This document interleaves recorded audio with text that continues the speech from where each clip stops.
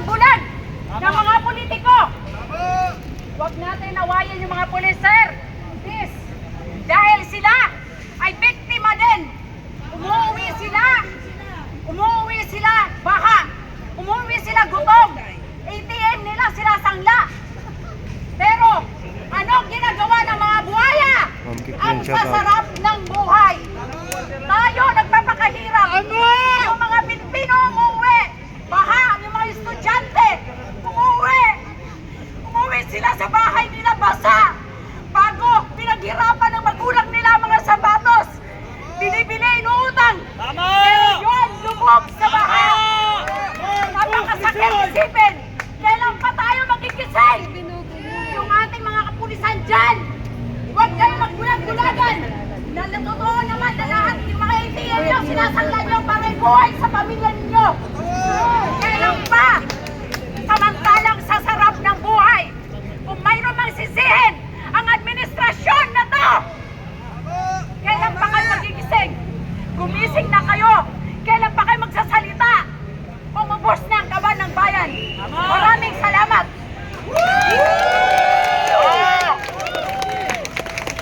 Totoo naman lahat ng sinabi niya.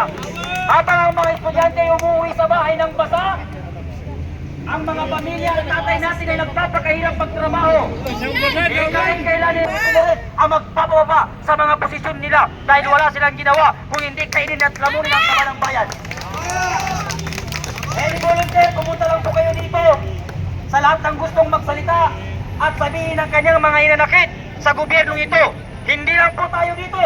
Hanggat hindi po bababa ang mga politikong nagpapakasarap sa gobyernong ito, hindi po tayo titigil mga kababayan. So dito po isang kapatid natin at dito. Magandang hapon po sa ating lahat. Kinakatawan ko po ang mga riders dito sa Pilipinas. Mabuhay po ang mga riders. Bilang ordinaryo pong mamamayang Pilipino, karapatan po natin ang magandang serbisyo ng pamahalaan. Karapatan po natin ang magandang establishmento at mga istruktura na ginagamit po nating araw-araw. Pero wala po sa kalidad dahil sa luho at pagnanakaw na ginagawa ng mga nanunungkulan. Sagad na po ang galit ng mga Pilipino. Huwag nyo na pong kimkimin yan. Kami po ay nakikiusap, samahan nyo na kami. Sa darating na September 21, sama-sama po tayo ipagsisigawan ang galit ng Pilipino sa mga magdalakaw na politiko na umaabuso sa pasensya ng bawat Pilipino. Mabuhay ang mamamayan! Mabuhay! Mabuhay ang Pilipino! At mamatay ang mga kuratot! Congressman Abante, kanina po yung umulan.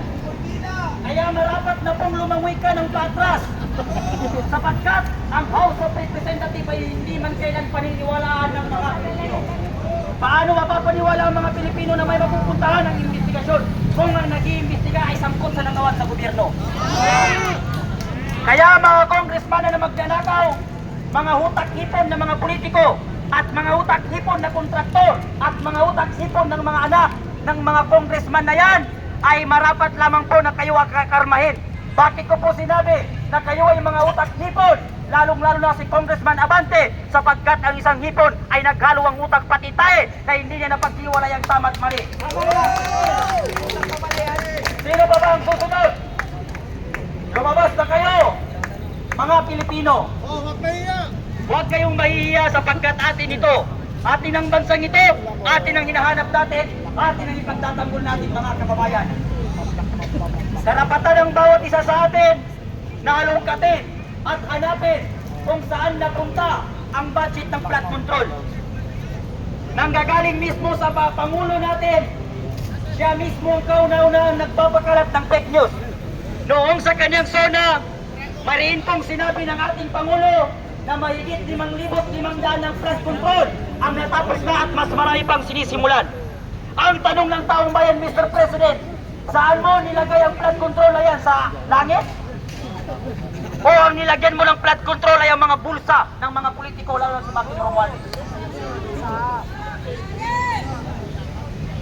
Habang ang mga Pilipino naghihirap, may mga batang natutulog sa lansangan, may natutulog ng gutom, merong nagtatrabaho at nagpapakahirap, habang ang mga anak pala ng politiko nandun sa ibang bansa nagbabakasyon. Ang mga pera ng taong bayan, ang mga buwis ng taong bayan nagpapakahirap, ay kinakain pala ng mga anak ng politikong nagpipiling prinsesa at prince. 759,000 ang nilalamon ni Zela Alonte every kainan niya. Hindi na kayo nahihiya mag-flex ng mga kayamanan ninyo sa social media. Hindi ba kayo nahihiya sa mga Pilipino? Lalong-lalo na si Zela Alonte na nag-post pa siya na wala siyang utang na loob sa mga Pilipino. Wala ka palang utang na loob sa mga Pilipino. Ngunit hindi mo ba alam na ang nilalamon mo, ang kinakain mo at pinagyayabang mo sa mga followers mo ay kaba ng bayan? Mahiya naman kayong mga politiko kayo. Sino pa ba ang gustong magsalita? Pumunta kayo dito sa harapan natin para mailabas ninyo ang inyong mga inahin. Huwag na po tayong magbulag-bulagan. Huwag tayong magbingi-bingihan sa nangyayari dito sa ating bansa. Okay.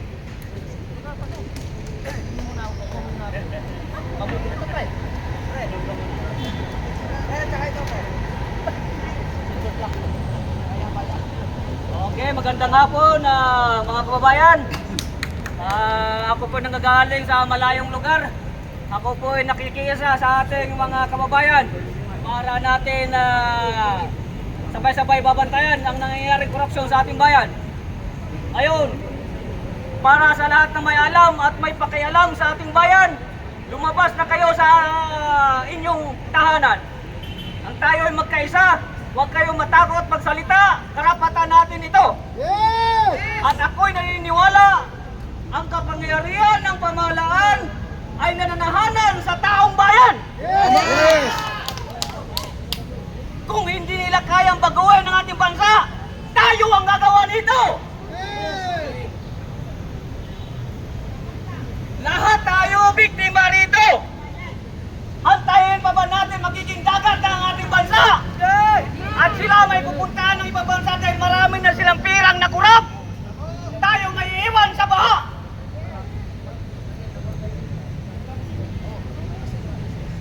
Lahat tayo nandito, kahit anong oring tao meron dito, lahat tayo biktima sa korupsyon.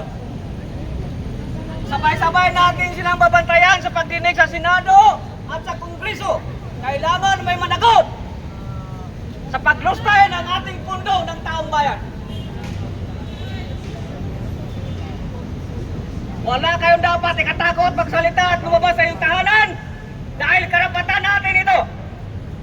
Napakaliwanag sa ating konstitusyon, sa ating government chain of command.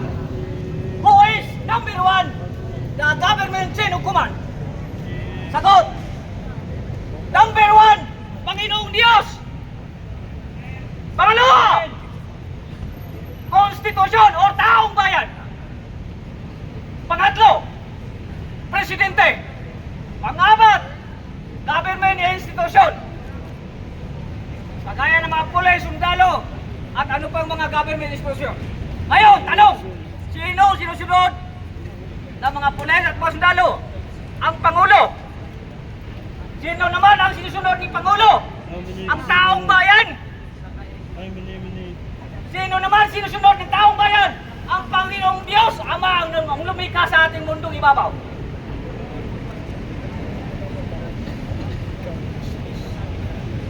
Kailangan ninyo manindigan at lumabas sa inyong mga tahanan. Uulitin natin ang ating pagtipon-tipon this coming 21.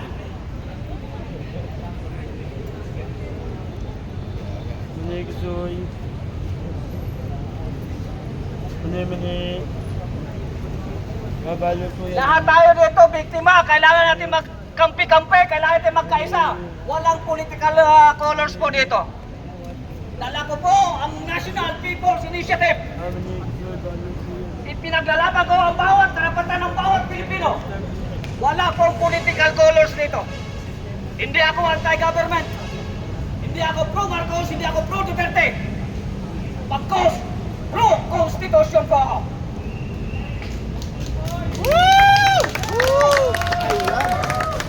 At ako'y naniniwala sa panahong ito na sinasabi ni Jose Rizal, kabataan ang pag-asa ng bayan. Bakit? Nakikita ko ngayon ang kanilang katapangan para ipahayag ang walang labas ng korupsyon sa ating bansa. Kailangan natin silang labanan. Ang kailangan lang natin pagkakaisa. Itigil nyo muna yung political colors dyan. Tayo nandito lahat, bawat Pilipino, dahil pag nagkataon, magiging dagat ang ating bansa, saan tayo pupunta? Kabataan! Kabataan ang pag-asa ng bayan! Labas na kayo sa inyong tahanan! Kabataan! Magnanakaw! Mga kurakot! Magnanakaw! Magnanakaw!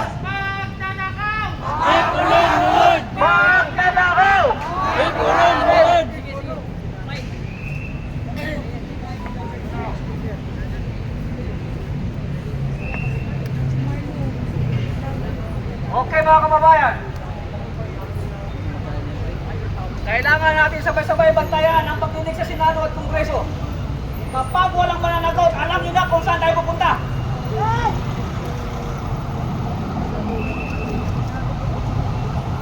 Pupunta tayo sa National People's Park. Hindi na kailangan ng mag-require ng lisensyado para permitorale. Bawat siyete, bawat syudad sa ating bansa may nakalaan ng tinatawag natin Freedom Park.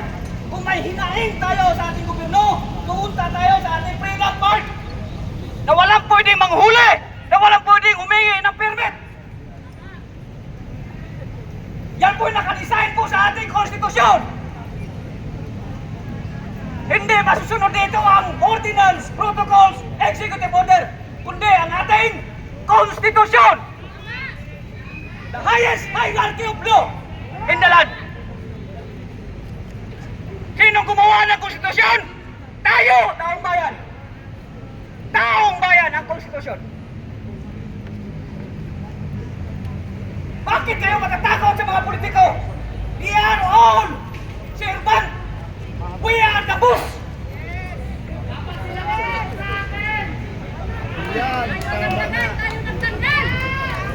At ipaalala ko lang sa ating pagtitipon, lahat ng mga kababayan, ating kapulisan at sundalo, wag na natin silang saktan, wag na natin silang sukurin dahil it is very clear to our constitution, 100 meters away. Kapag kayo sumugod sa pulis, kasalanan nyo na yan. Ha? Tandaan natin palagi mga kababayan, tayo ay magkaisa, ipahayag natin naramdaman ng ating karapatan para labanan ng massive korupsyon ng ating bansa.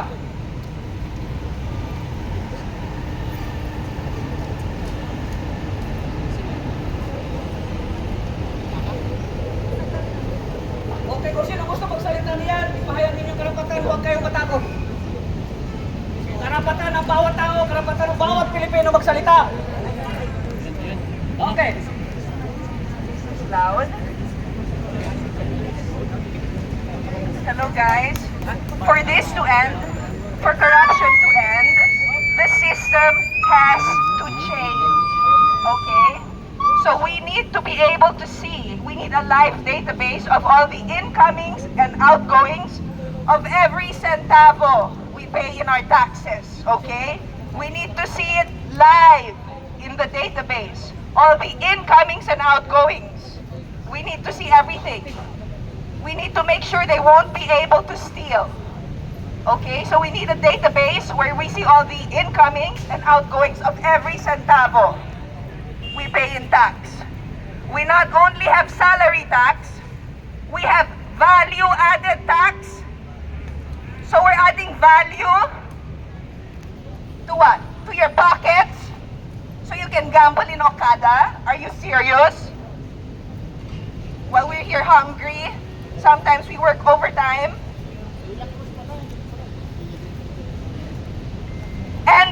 receipts cannot come from treasury. Ito, doktor yan. It has to be live from the vendors themselves, the merchants themselves. It has to be given. Hindi pwedeng i-doktor ang mga resibo. Yung mga cat's eye nyo, 11K, 1K lang yan, 10K. Managot kayo! Hanggat hindi ito, until corruption ends, we will never stop. I may grow old and die, but my children will keep going. We will never stop!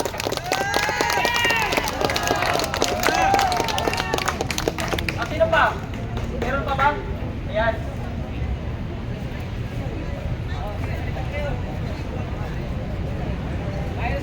So magandang tanghali po hapon po sa ating lahat. Gandang hapon.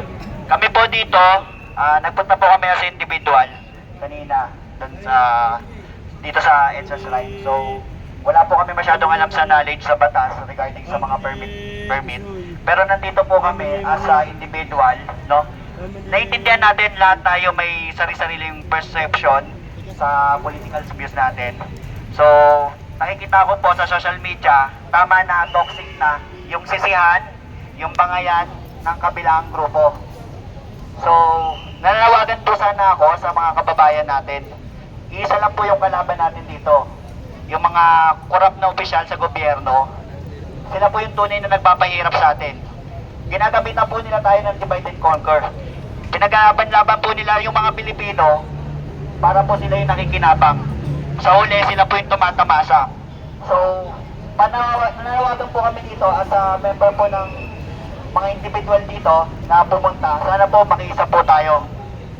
Ngayon, kung wala pong mangyayari, tuloy na lang po tayong manahimik siguro. Yun na lang po. Salamat. Sino pang next?